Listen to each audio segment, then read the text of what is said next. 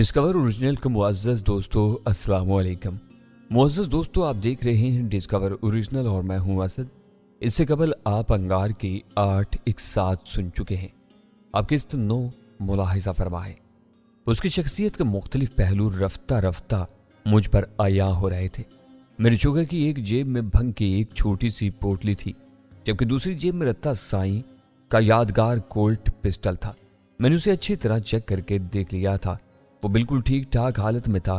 اس کے میگزین میں موجود 9 گولیاں خون برسانے کے لیے تیار تھیں۔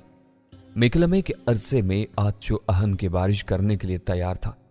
میرا وفادار خنجر حسب معمول میری پنڈلی پر بندھی ہوئی چرمی میان میں پوشیدہ تھا اور میں کسی بھی لمحے اسے استعمال کر سکتا تھا۔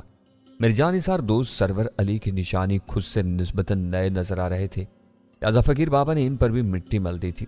کافی دیر چلنے کے بعد ایک موڑ کر ہمیں سخی سرور سائیں کے عظیم الشان مزار کی عمارت نظر آنے لگی۔ خشک برساتی نالا عین مزار کے قدموں کو چھو کر گزرتا تھا۔ مزار کے نالے کی سمت والی دیوار تقریباً 100 فٹ بلند تھی۔ اس دیوار کی خصوصیت یہ تھی کہ یہ سپاٹ نہیں تھی، بلکہ اچھے خاصے بلند 15-20 چھوٹے بڑے زینوں پر مشتمل تھی۔ نالے کی سطح سے بہت اوپر مزار کی اصل عمارت تھی، جہاں موجود کنکروں والی دیوار سے برساتی نالے پر چلنے والا آدمی کھلونے جتنا دکھائی دیتا تھا۔ جو مزار قریب آتا جا رہا تھا، میرے اعصاب کھینچتے چلے جا رہے تھے۔ میری آنکھیں دور دور تک اپنے دشمنوں کی تلاش میں بھٹک رہی تھیں۔ فقیر بابا خود بھی اعصابی تناؤ کا شکار نظر آ رہا تھا۔ شاید میری طرح وہ بھی خود کو ہر طرح کی صورتحال سے نمٹنے کے لیے تیار کر رہا تھا۔ کچھ دیر بعد ہم دونوں مزار کی عمارت کے عین نیچے پہنچ گئے۔ نالے سے مزار تک پہنچنے کے 2 راستے تھے۔ ایک راستہ پختہ تھا جو کہ مزار کے دائیں پہلو سے گزر کر سامنے والے دروازے سے ہوتا ہوا مزار میں پہنچتا تھا، جبکہ دوسرا راستہ نیم پختہ تھا اور زیادہ عمودی بھی۔ یہ راستہ براہ راست مزار کے احاطے میں پہنچتا تھا۔ ہم دونوں نے اسی نیم پختہ راستے کا انتخاب کیا۔ سورج ڈوب چکا تھا اور مزار روشنیوں سے جگمگ کر رہا تھا۔ مزار کے احاطے میں موجود مسجد سے شاید آخری نمازی بھی رخصت ہو چکا ہوگا۔ فقیر بابا مزار کی سیڑھیاں چڑھتے ہوئے میرے کاندھے پر ہاتھ رکھے مجھے پرسکون رہنے کی تلقین کر رہا تھا۔ ہم بغلی دروازے سے مزار میں داخل ہوئے۔ فقیر بابا نے اپنی اور میری جوتیاں اتار کر بغل میں دبا لی۔ مزار کے احاطے میں داخل ہو کر میں نے بڑی احتیاط سے آس پاس کے ماحول کا جائزہ لیا۔ پورے ماحول پر سکوت سطاری تھا۔ سخی سائیں کے دربار پر رات کے وقت ٹھہرنے والے زائرین اپنے اپنے بستر جما کر دراز ہو چکے تھے۔ 2-4 فقیر بھی ادھر ادھر دیوار سے ٹیک لگائے اونگ رہے تھے۔ سامنے سیدھے ہاتھ پر سخی سرور سلطان کے مرکز کا دروازہ نظر آ رہا تھا۔ اچانک فقیر بابا نے میرا ہاتھ پکڑ کر ہلکا سا جھٹکا دیا اور مجھے اپنے ساتھ چلنے کا اشارہ کیا۔ میرے دائیں ہاتھ پر 2-3 پختہ کمرے تھے، جبکہ بائیں طرف ذرا سا ہٹ کر احاطے کا کچھ حصہ تھا۔ اس حصے میں مزار کے لنگر خانے کی 2 عدد دیو کامت دیگیں تھیں۔ اس کے علاوہ وہ 2-3 متروک قسم کے ٹوٹے پھوٹے کمرے تھے۔ اس حصے میں تقریباً نیم تاریکی چھائی ہوئی تھی، البتہ ایک کونے میں ایک چراغ روشن تھا۔ فقیر بابا مجھے اسی طرف لیے جا رہا تھا۔ جب ہم وہاں پہنچے تو میں نے دیکھا کہ چراغ کے قریب دیوار کے سہارے ایک بے حد ضعیف العمر باری شخص آنکھیں بند کیے بیٹھا ہے۔ اس کے سر پر سفید رنگ کا صافہ تھا اور جسم پر بلوچوں والی روایتی بغیر دامن کی گول گھیرے دار قمیض تھی۔ وکٹار نما چٹائی پر بیٹھا تھا۔ ہماری آمد کو محسوس کرتے ہی اس نے آنکھیں کھول دی۔ چراغ کی روشنی میں اس کی بڑی بڑی آنکھیں چمک اٹھی اور ہونٹوں پر مسکراہٹ نمودار ہو گئی۔ آ گئے تم لوگ، اس نے کہا، اور پھر فوراً ہی اس کے لبوں کی مسکراہٹ غائب ہو گئی۔ شرم نہیں آتی سخی سائیں کے دربار میں یہ غلیظ شہلاتے ہوئے؟ اس نے میں گھورا۔ ارے ڈرتے ہو؟ سخی سائیں کے دربار میں آ کر بھی ڈرتے ہو؟ پھینک کر آؤ اس بدبودار شے کو، اس کے لہجے میں حکم تھا۔ میں نے استفہامیہ انداز میں فقیر بابا سے نظریں 2-4 کر لیں۔ یہ بے حد خطرناک مرحلہ تھا۔ قلندر سائیں کا حکم ماننے کا سیدھا مطلب سردار شاہ مراد کے کارندوں کو اپنی طرف متوجہ کرنا تھا، لیکن قلندر بابا کا حکم ٹالنا بھی تقریباً ناممکن ہی دکھائی دیتا تھا۔ فقیر بابا نے بے بسی کے عالم میں اپنے کاندھے اچکائے۔ میں نے اپنے چوگے کی جیب سے بھنگ کی پوٹلی نکال کر اس کے حوالے کر دی۔ اپنا پستول میں نے چلانے کے لیے تیار کر کے اپنے دائیں ہاتھ والی جیب میں رکھا تھا۔ شکر ہے کہ قلندر سائیں نے اسے بھی باہر پھنکوانے کا حکم نہیں دیا۔ میں باہر دروازے کے پاس کھڑا حالات کا جائزہ لے رہا ہوں۔ فقیر بابا نے میرے کان میں کہا، تمہیں مجھے کوئی خطرہ محسوس ہوا میں تمہیں اطلاع کر دوں گا اور ہم دونوں یہاں سے نکل چلیں گے۔ یہ پوٹلی میں فی الحال اپنے پاس ہی رکھ رہا ہوں، تم جلد از جلد قلندر سائیں سے بات کرو۔ میں نے اس بات میں سر ہلا دیا اور فقیر بابا جلدی سے مزار کے احاطے کے बड़े से दरवाजे से बाहर निकल गया। कलंदर बाबा ने हाथ के इशारे से मुझे अपने सामने चटाई पर बैठने का इशारा किया। इसके लबों पर मुस्कुराहट लौटाई थी। मैं चुपचाप उसके सामने बैठ गया और उसका मुंह तकने लगा। वो कुछ देर तक बगौर मेरे चेहरे का जायजा लेता रहा, फिर उसके होंठों पर मौजूद मुस्कुराहट मजीद गहरी होगी।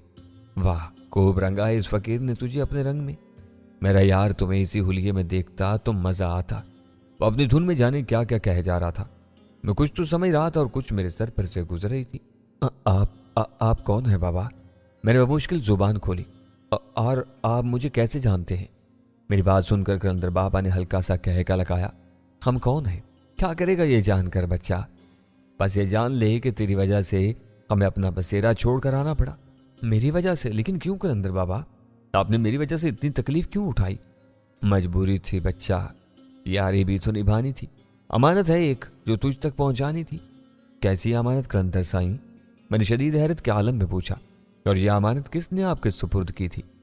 जान जाएगा बच्चा, बहुत जल्द जान जाएगा, कलंदर बाबा ने बदस्तूर मुस्कुराते हुए कहा। ले पहले तू अपनी अमानत संभाल। कलंदर बाबा ने अपनी कमीज के गिरेबान में हाथ डालकर वापस निकाला और कुछ चीज मेरी तरफ बढ़ा दी। मैंने वो चीज हाथ में लेकर इसका बगौर जायजा लिया।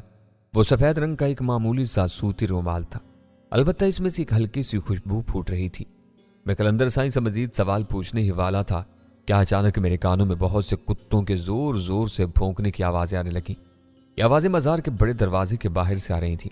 ये कुत्ते तादाद में कई थे और बुरी तरह बेचैन होकर भौंक रहे थे। खौफ के मारे मेरे रूंगटे खड़े हो गए। मैं उठकर भागने ही वाला था कि अचानक फकीर बाबा मजार के हाथे में दाखिल हुआ और सीधा हमारे पास आ गया। चलो सैफल, फौरन यहां से भाग चलो। वो लोग तुम्हारा पीछा करते हुए यहां तक पहुंच चुके हैं। वो दरबार में पहुंचने ही वाले हैं। कबल इसके कि वो तुम तक पहुंच आए, तुम फौरन यहां से फरार हो जाओ। वो बेहद मुस्तरिब लग रहा था। इन लोगों के साथ 2 खूंखार कुत्ते भी हैं और वो खुद तादाद में 4 हैं और पूरी तरह मुसल्ला हैं। फकीर बाबा की बात सुनते ही मेरे जिस्म में खौफ और दहशत की सर्द लहर तोड़ गई। मैंने कलंदर साईं का दिया हुआ रुमाल मुट्ठी में दबाया और तेजी से उठ खड़ा हुआ। बैठा रहे सैफल, बैठ जा, कलंदर साईं ने बड़ी घनघरे से कहा। तू भी डरता है? मेरा यार तो कहता था तू किसी से नहीं डरता। मेरे यार का लाडला होकर भी इतना डरता है? बैठ जा, इधर बैठ जा, मैं देखता हूं कौन तेरा क्या बिगाड़ता है। इस वक्त मुझे उसकी उल्टी सीधी बातें जहर लग रही थी। वो न जाने कहां की हाँके जा रहा था और इधर मौत मेरे सर पर आन पहुंची थी। अगर मैं मजीद लम्हों की देर कर देता तो जाने मेरा क्या हशर होता। चलो सैफल चलो, फकीर बाबा ने बेहद इस्तराब के आलम में कहा। वो लोग अंदर दाखिल होने वाले हैं, फिर तुम्हारे पास कोई राह फरार बाकी नहीं बचेगी। मैं कहता हूं बैठ इधर। कलंदर साईं ने मेरा हाथ पकड़ा और एक झटका देकर मुझे अपने पास बिठा लिया और फिर वो फकीर बाबा से मुखातिब हुआ। तो जा यहां से, या जाएगा तेरे पास। मैंने एक झटके से खड़ा होने की कोशिश की, लेकिन अपनी इस कोशिश में नाकाम रहा। मेरी टांगों की तो जैसे जान ही निकल गई थी। ऐसी नाथवानी का मुझे आज तक तजर्बा नहीं हुआ था। मैंने बेबसी के आलम में फकीर बाबा की तरफ देखा। वो शायद कुछ सूरत हाल को समझ चुका था। उसने जल्दी से कहा, मैं नीचे नाले में तुम्हारा इंतजार कर रहा हूं, तुम कलंदर साईं से इजाजत लेकर फौरन नीचे पहुंचो। हाँ तू चाह, ये आ जाएगा खुद ही, कलंदर साईं ने कहा। फकीर बाबा तेज कदमों से चलता हुआ बगली दरवाजे से मजार के बाहर निकल गया। इससे बाहर निकलते हुए एक बार फिर झांक कर मेरी तरफ देखा। फकीर बाबा के बाहर निकलते मजार के पुरस्कून माहौल में हलचल सी पैदा हो गई। ये 2 मुसल्ला अफराद थे। इनके हाथों में ताकतवर टार्चें थी और शानों पर राइफलें। इनकी टार्चें रोशन थी और वो इनकी रोशनी बारी बारी तमाम लोगों के चेहरों पर डाल रहे थे। इस दौरान बाजार के बड़े दरवाजे के सामने कुत्ते मुसलसल भौंक रहे थे। मैंने इजाजत तलब नजरों से कलंदर साईं को देखा, लेकिन वो बड़ी दिलचस्पी से नवारतों की हरकतों का जायजा ले रहा था। इसके साथ साथ वो मुंह ही मुंह में कुछ बोल भी रहा था। अचानक इनमें से एक ने हमारी तरफ टार्च की रोशनी डाली। इधर सुल्तान खान, इधर देख, ये कोने में कौन लोग बैठे हैं। उसने अपने साथी से कहा और अपने शाने से 7mm राइफल उतार कर हमारी तरफ बढ़ने लगा। इसके दूसरे साथी ने भी अपनी राइफल सीधी कर ली थी और हम दोनों की तरफ बढ़ रहा था। अब मेरे लिए कोई राह फरार नहीं बची थी। मैंने बेबसी के आलम में एक निगाह कलंदर बाबा के मुस्कुराते हुए चेहरे पर डाली और मायूसी के बोझ से मेरी गर्दन झुकती चली गई और मैंने अपने घुटनों पर सर टिकाकर आंखें बंद कर ली। कलंदर बाबा ने मेरे हाथ में से सफेद रुमाल निकाला और इसे मेरे सर पर डाल दिया। मेरे कानों में दोनों मुसल्ला कातलों के कदमों की आवाज गूंज रही थी। वो मेरी तरफ से पूरी तरह मशकूक हो चुके थे और अब वो बड़े मोहतात अंदाज में अपनी राइफलें ताने मेरी तरफ बढ़ रहे थे। मेरी जेब में भरा वो पिस्तौल था, लेकिन इसके इस्तेमाल का वक्त गुजर चुका था। अब मैं मुकम्मल तौर पर उनके रहमो करम पर था। मेरी इतनी तवील जद्दोजहद एक बार फिर रायगां हो गई थी। जाने अब मेरे साथ क्या होने वाला था। अरे बदबख्तो, तुम्हें जरा भी ख्याल नहीं कि तुम सखी सरवरसाई के दरबार में इस तरह हथियार उठाए दनदनाते फिर रहे हो। हम अभी वापस चले जाएंगे कलंदर बाबा, सुल्तान खान नामी उस शख्स ने तमस्कुराना लहजा में कहा। पहले हम जरा इस शर्मीले खान का चेहरा तो देख लें। कौन है ये? आंखें नहीं है तुम दोनों की? देखते नहीं हो कि सखी सरवर साईं का फकीर है?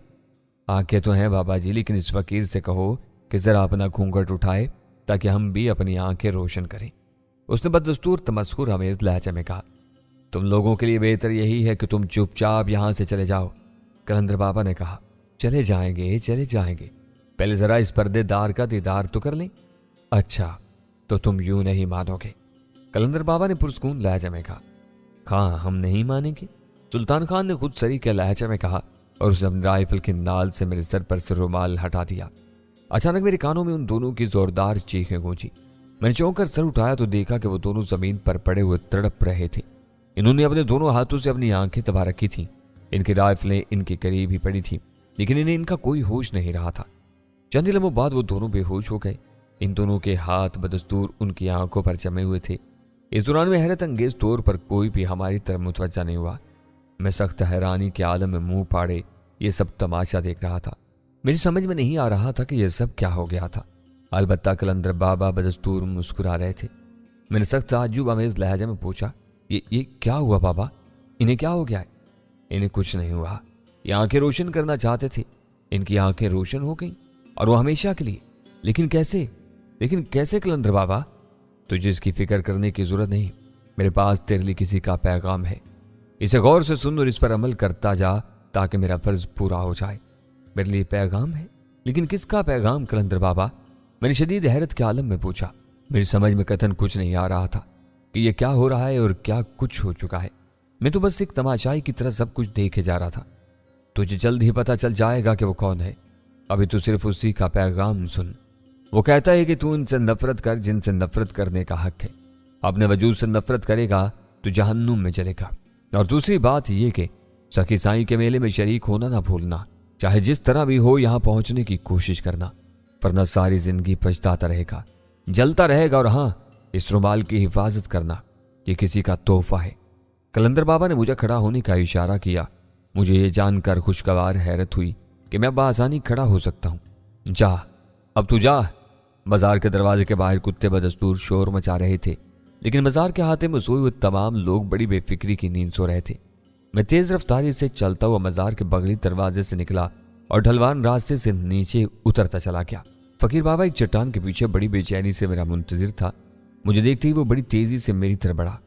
खैरियत तो है सैफल? क्या हुआ? ऊपर क्या हुआ था? सब खैरियत है फकीर बाबा, फिलहाल तो जल्दी से यहाँ से निकल चलो। ऐसा ना हो कि वो लोग हमारे पीछे यहाँ भी पहुंच जाएं। मैंने इतना ही कहा था कि कुछ फासले से कुत्तों की जोर जोर से भौंकने की आवाजें आने लगी। फकीर बाबा ने मेरा हाथ पकड़कर और तेजी से एक तरफ दौड़ लगा दी। मैंने भागते हुए पीछे मुड़कर देखा। वो दोनों कुत्ते और इनके निगरान बाजार के दूसरे पहलू के पुख्ता रास्ते से नाले में उतर रहे थे। इन दोनों अफराद के एक हाथ में कुत्तों की जंजीरें थीं, जबकि दूसरे हाथ में टार्च थी। हम दोनों की आंखें अंधेरे में देखने की आदी हो चुकी थीं, जबकि वो दोनों टार्चों के मोहताज थे, लिहाजा फौरी तौर पर हमें नहीं देख सकते थे। अलबत्ता कुत्तों ने हमें देख लिया था और वो जंजीरें छुड़वाने के लिए जोर लगा रहे थे। फकीर बाबा मेरा हाथ पकड़कर तेजी से दौड़ता चला गया। हमारा इन लोगों से अच्छा खासा फासला था और इस फासले में इजाफा हो रहा था। ये लोग मुसलसल हमारे ताक़ुब में आ रहे थे। काफी दूर भागने के बाद अचानक फकीर बाबा एक जगह रुक गया और उसने अपनी जेब से एक पोटली निकाल कर मेरे हवाले कर दी। यूं ही भंग की पोटली मेरे पास पहुंची, दोनों कुत्ते हिचकिचा कर रुक गए और इधर उधर मुंह उठाकर भौंकने लगे। वो मेरी बू की सिम्मत खो चुके थे। मेरा ख्याल था कि अब फकीर बाबा मुझे साथ लेकर जल्द अज जल्द यहां से फरार होने की कोशिश करेगा, लेकिन उसने ऐसा नहीं किया। वो मेरी तवक्का के खिलाफ करीब में वाक़े एक छोटी सी पहाड़ी पर चढ़ता चला गया। मैं बदस्तूर उसके साथ था। इस ससना में कुत्ते मुसलसल बुरी तरह भौंक रहे थे और इनके साथ ही टार्च जलाए परेशानी के आलम में इनके साथ थे। फिर वो लोग आहिस्ता आहिस्ता हमारी तरफ बढ़ने लगे। वो दरअसल किसी खास सिम्मत में आगे नहीं बढ़ रहे थे। मैं समझ नहीं पा रहा था कि फकीर बाबा क्या चाहता है। मैं बस खामोशी से उसकी हदायत पर अमल कर रहा था। अपना पिस्तौल मुझे दे, फकीर बाबा ने कहा, और मैंने चुपचाप अपना पिस्तौल निकाल कर उसके हवाले कर दिया। इस दौरान में दोनों मुसल्लह अफराद मां कुत्तों के हमारे काफी करीब आ चुके थे। फकीर बाबा ने पिस्तौल का रुख इन दोनों की सिम्मत कर दिया। मेरा ख्याल था कि फकीर बाबा दोनों कुत्तों को निशाना बनाना चाहता है। मैं उसे इस हमाकत से रोकने वाला था कि उसने फायर कर दिया। खामोश फिजा में एक जोरदार धमाके की आवाज गूंजी। इसके साथ ही हमें एक फलक शग्गाफ इंसानी चीख सुनाई थी और दोनों मुसल्लह अफराद में से एक जमीन पर गिर कर तड़पने लगा। इसके करीब ही उसकी टार्च पड़ी हुई थी, जिसकी रोशनी में उसके सीने से उबलता हुआ खून का फवारा साफ नजर आ रहा था। मैं भौचका सा होकर यह सब कुछ देखता रह गया। इस अचानक उस्ताद ने दूसरे राइफल बरदार को भी बुरी तरह आवाज भागता कर दिया। वो फटी फटी आंखों से अपने दम तोड़ते हुए साथी को घूरने लगा। फिर अचानक उसे होश आ गया और उसने कुत्ते की जंजीर छोड़कर अपनी राइफल सीधी करनी चाहिए, लेकिन इस ससना में फकीर बाबा के पिस्तौल ने एक और शोला उगल दिया। ये गोली सीधी उसके हल्के में जाकर लगी और वो एक झटके से जमीन पर गिर कर तड़पने लगा। दोनों कुत्ते अपने निगहबानों के पास खड़े होकर बैन कर रहे थे। फकीर बाबा ने ताक ताक कर 2 गोलियां मजीद चलाई और दोनों कुत्ते भी काको खून में लौटने लगे। मैं फरते हर्ज से मुजस्मा बना यह खून रेस ड्रामा देख रहा था। यह सब कुछ इतनी तेजी से रूनमा हुआ कि मुझे किसी किस्म की मुदाखलत का मौका ही नहीं मिल पाया।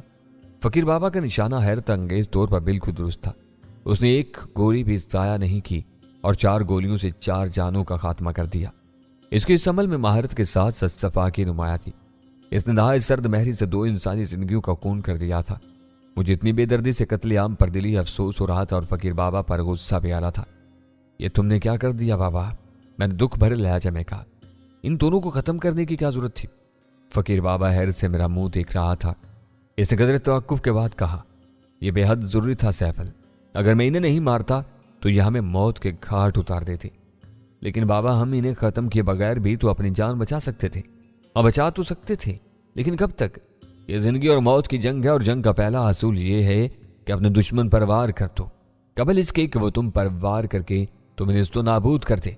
लेकिन ये तो मामूली कारिंदे थे बाबा, मैंने बदस्तूर दुखी लहजा में कहा।